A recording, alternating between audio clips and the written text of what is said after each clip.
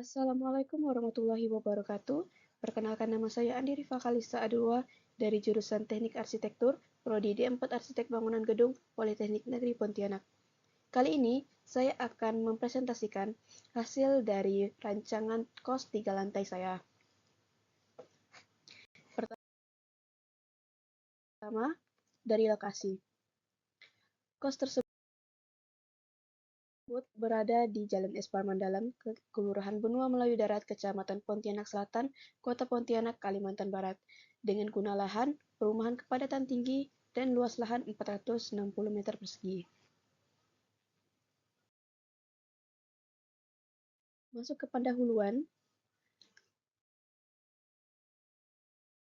Nama dari kos tersebut yaitu Mahardika Kos. Mahardika Kos merupakan kos putri yang mengambil konsep minimalis dengan warna netral seperti abu-abu, krim, dan putih. Nah, lalu dengan itu dikemas dengan adanya double fasad. Kata Mahardika sendiri itu berasal dari kata Sanskerta yang berarti terhormat, bijaksana, dan berbudi luhur. Mengartikan bahwa orang-orang yang berada di sini itu adalah orang-orang terhormat. Spesifikasi dari kos tersebut yaitu memiliki 4 kamar VIP, 6 kamar deluxe, 17 kamar standar, dan 4 kamar regular. Lalu fasilitas. Fasilitas pertama itu fasilitas kamar.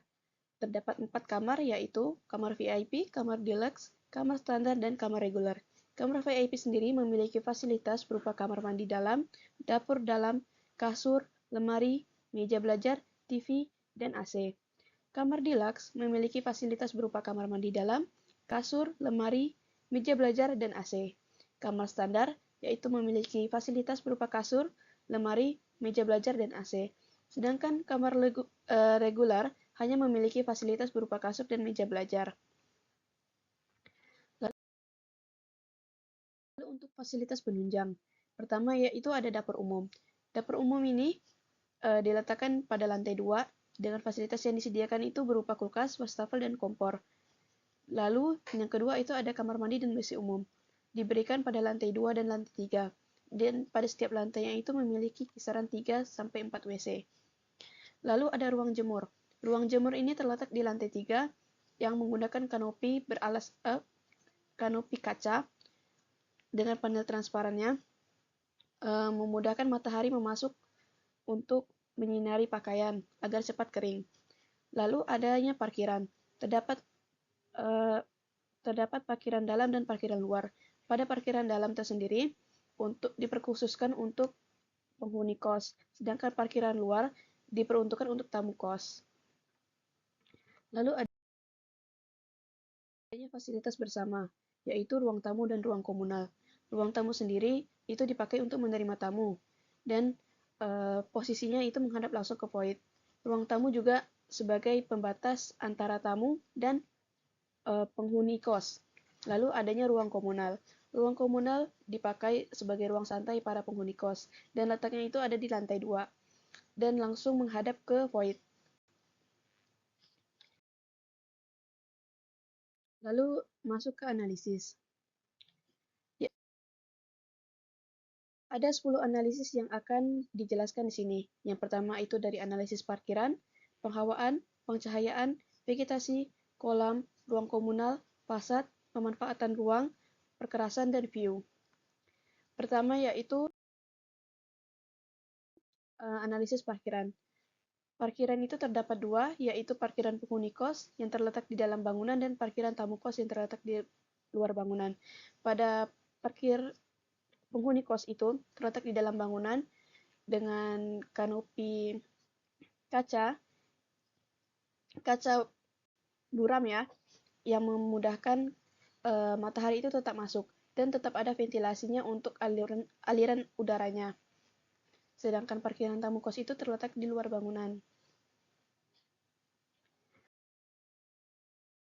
Lalu masuk ke penghawaan. Pada setiap kamar itu terdapat ventilasi dan jendela. Dan rata-rata jendela itu langsung menghadap keluar bangunan. Lalu pencahayaan. Pencahayaan dibagi menjadi dua, yaitu pencahayaan alami dan pencahayaan buatan. Pencahayaan alami itu didapati langsung dari cahaya yang masuk melalui jendela dan skylight. Pencahayaan buatan itu didapati dari cahaya lampu. Lalu masuk ke vegetasi, yaitu terdapat tanaman kecil sebagai penambahan keindahan, juga sebagai nilai estetika pada bangunan. Dan juga terdapat pohon sebagai peneduh dan juga sebagai penambah nilai estetika pada bangunan. Lalu analisis kolam. Pada bangunan dibuat kolam kecil tepat di sebelah taman yang berfungsi untuk melembabkan area sekitar, sekaligus mendinginkan ruangan.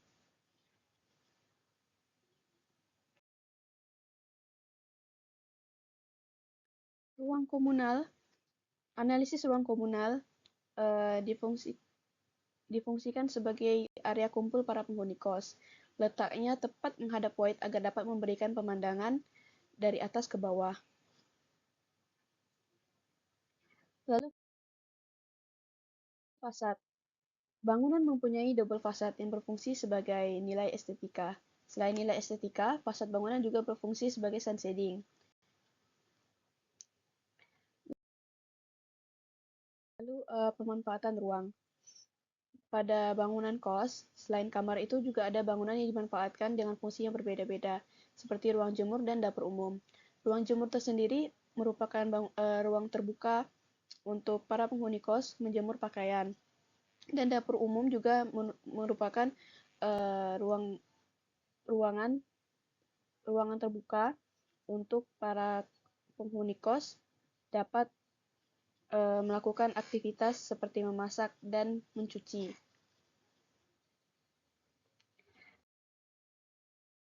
Lalu perkerasan. Perkerasan yang dipakai itu yaitu perkerasan tanah dan perkerasan semen. Untuk perkerasan tanah sendiri itu ditanam tanaman seperti bunga-bunga dan pohon. Sedangkan untuk perkerasan semen itu diperuntukkan untuk parkir dan dipakaikan dengan paving block. Lalu untuk analisa view. Dari tapak sendiri, area sekitar itu bangunan terisi perumahan, sedangkan area belakangnya itu masih berupa tanah kosong.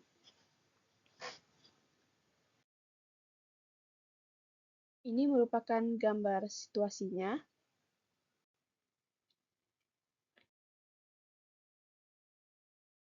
Dan ini gambar side plan-nya. Dapat dilihat pada garis yang berwarna biru itu merupakan jalur masuk dan yang merah itu merupakan jalur keluar.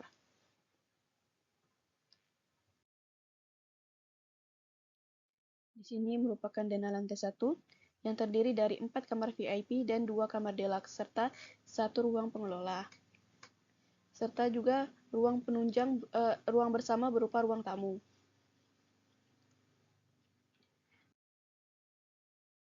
Pada lantai 2 diisi oleh dapur, lalu kamar standar dan kamar deluxe serta ruang bersama berupa ruang santai dan kamar reguler.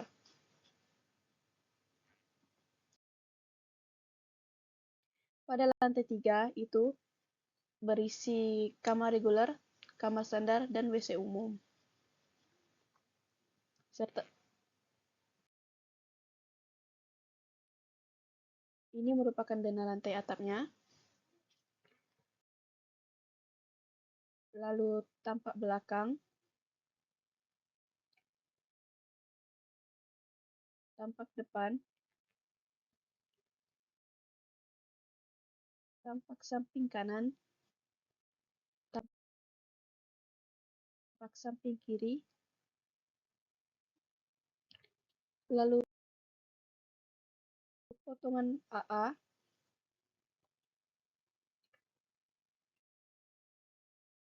dan potongan BB.